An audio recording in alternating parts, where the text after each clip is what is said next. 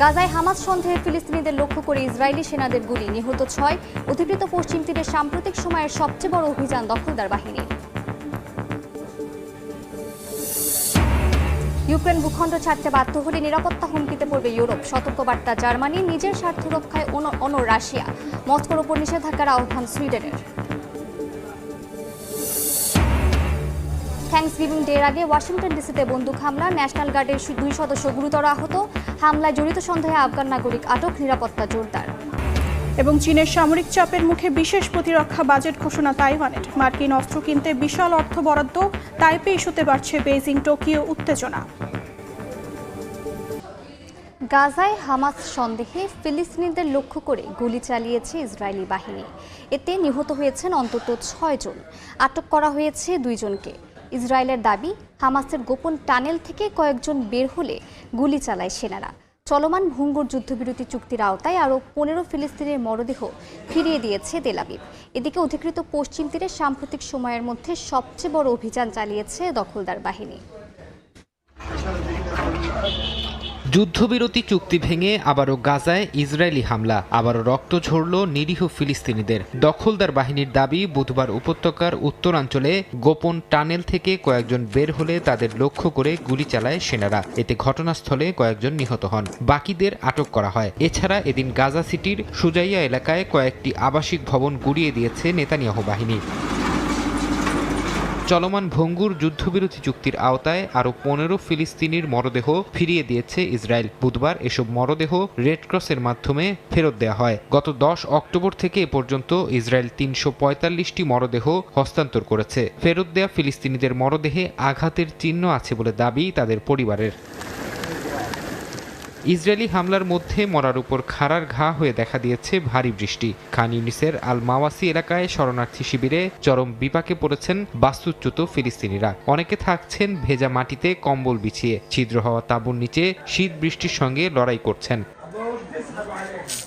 ইসরায়েলকে যুদ্ধবিরতির সব শর্ত মানতে হবে এবং হামলা অবিলম্বে বন্ধ করতে হবে বলে জানিয়েছে তুরস্কের জাতীয় নিরাপত্তা পরিষদ। আঙ্কারা ফের জানিয়েছে, গাজার পুনর্গঠন ও স্থিতিশীলতা নিশ্চিত করতে তারা আন্তর্জাতিক ব্যবস্থায় দায়িত্ব নিতে প্রস্তুত। নিরাপত্তা, শান্তি ও সন্ত্রাসমুক্ত অঞ্চল গঠনে দেশটি বহুমাত্রিক কূটনৈতিক ভূমিকা রাখতে প্রস্তুতির কথাও জানিয়েছে। এদিকে গাজার পাশাপাশি অধিকৃত পশ্চিম তীরেও চলছে ইসরায়েলি আগ্রাসন। বুধবার সাম্প্রতিক সময়ের সবচেয়ে বড় অভিযান শুরু করে দখলদার বাহিনী। তুবাস শহরের গভর্নর জানান, অনেক বছর পর প্রথমবার হেলিকপ্টার থেকে গুলি ছুড়েছে ইসরায়েলি সেনারা। তুবাস ছাড়া আকাবা ও তাম্মুম শহর ঘেরাও করে অভিযান চালায় নেতানিয়াহু বাহিনী। এটিকে সন্ত্রাস বিরোধী অভিযান হিসেবে দাবি করেছে তেল আবিব। চীনের বাড়তে থাকা সামরিক চাপের মুখে $4,000 কোটি বিশেষ প্রতিরক্ষা বাজেট ঘোষণা করেছেন তাইওয়ানের প্রেসিডেন্ট লাই চিং-তে। যুক্তরাষ্ট্রের কাছ থেকে অত্যাধুনিক অস্ত্র কিনতেই বিশেষ অর্থ বরাদ্দ বলে জানান তিনি।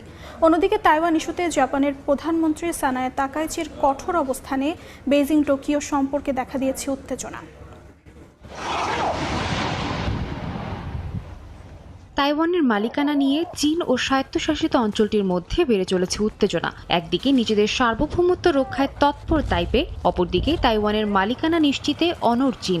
এ অবস্থায় নিজেদের প্রতিরক্ষা বাজেট বাড়ানোর ঘোষণা দিয়েছেন তাইওয়ানের প্রেসিডেন্ট লাই চিং-তে। স্থানীয় সময় বুধবার $4,000 কোটি এই বিশেষ বাজেট ঘোষণা করেন।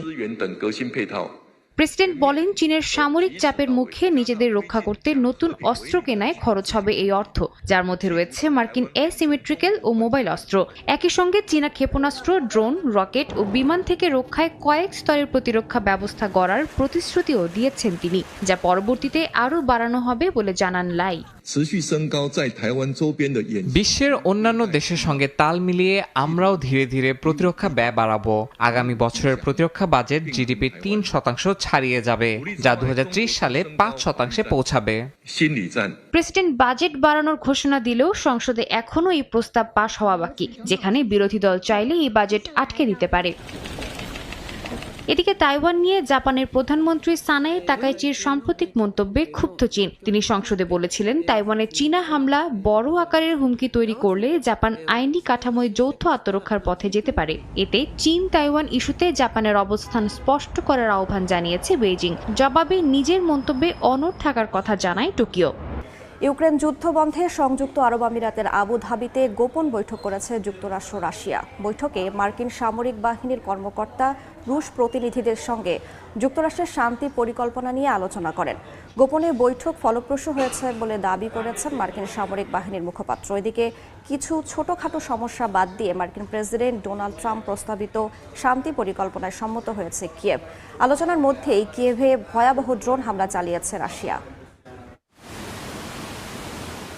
ইউক্রেন যুদ্ধ বন্ধে একের পর এক শান্তি আলোচনা অনুষ্ঠিত হচ্ছে, তবে কোনো বৈঠকই যেন বদলাতে পারছে না এ যুদ্ধের ভাগ্য। স্থানীয় সময় মঙ্গলবার ভোররাতে 4 শতাধিক ড্রোন ও ক্ষেপণাস্ত্র দিয়ে ইউক্রেনের রাজধানী কিয়েভে হামলা চালায় রাশিয়া। হামলায় জ্বালানি অবকাঠামো ও আবাসিক ভবনের ভয়াবহ ক্ষয়ক্ষতি হয়েছে। দেশটির প্রেসিডেন্ট ভলোদিমির জেলেনস্কি অভিযোগ করেন 22টি মিসাইল ও 464টি ড্রোন নিক্ষেপ করেছে মস্কো। এই ঘটনায় বেশ কয়েকজন হতাহত হয়েছেন।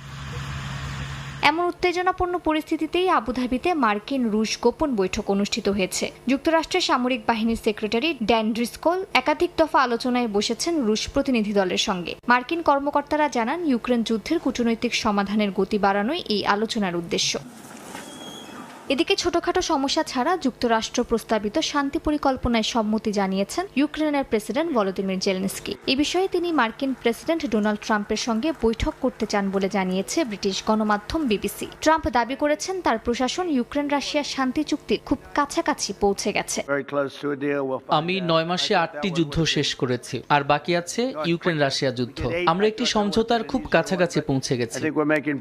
মস্কো থেকে কঠোর বার্তা দিয়েছেন রুশ পররাষ্ট্রমন্ত্রী সের্গেই ল্যাভরভ। বলেন, সংশোধিত শান্তি পরিকল্পনাটি অবশ্যই ট্রাম্প পুতিনের আলাস্কা বৈঠকে হওয়া সমঝোতার আদলেই হতে হবে। ল্যাভরভ এও অভিযোগ করেন, ইউরোপীয় নেতারা পরিকল্পনাটি ফাঁস করে শান্তি আলোচনা ভণ্ডুল করতে চাচ্ছে। অন্যদিকে আয়োজিত হয়েছে ইউরোপীয় জোট কোয়ালিশন অফ দি উইলিং এর বিশেষ বৈঠক। এতে যোগ দেন ইউক্রেনের প্রেসিডেন্ট ভলোদিমির জেলেনস্কি, যুক্তরাজ্যের প্রধানমন্ত্রী Keir Starmer, German chancellor Friedrich Merz এবং মার্কিন পররাষ্ট্রমন্ত্রী মার্কো রুবিও।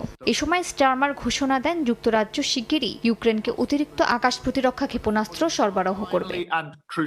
পাকিস্তানের কারাবন্দী সাবেক প্রধানমন্ত্রী ইমরান খানের মৃত্যুর গুজব ছড়িয়ে পড়েছে সামাজিক যোগাযোগ মাধ্যমে। তার সমর্থকদের সন্দেহ, কারাগারে হত্যা করা হয়েছে পিটিআই নেতাকে। ইমরানের 3 বোন কয়েক সপ্তাহ ধরে তার সঙ্গে দেখা করার চেষ্টা করেও ব্যর্থ হয়েছেন। এমনকি কারাগারের বাইরে তারা পুলিশি হামলার শিকার হন বলেও দাবি করেছেন। তাদের অভিযোগ, ইমরান খানের সঙ্গে দেখা করতে গেলে কারাগারের বাইরের রাস্তার বাতি নিভিয়ে তাদের হেনস্থা করা হয়। এ ঘটনার পর শত শত পিটিআই সমর্থক জেল গেটে জড়ো হয়ে ইমরানের তাৎক্ষণিক মুক্তি দাবি করেন। এদিকে আদিয়ালা কারা কর্তৃপক্ষ বলছে, সুস্থ আছেন ইমরান খান।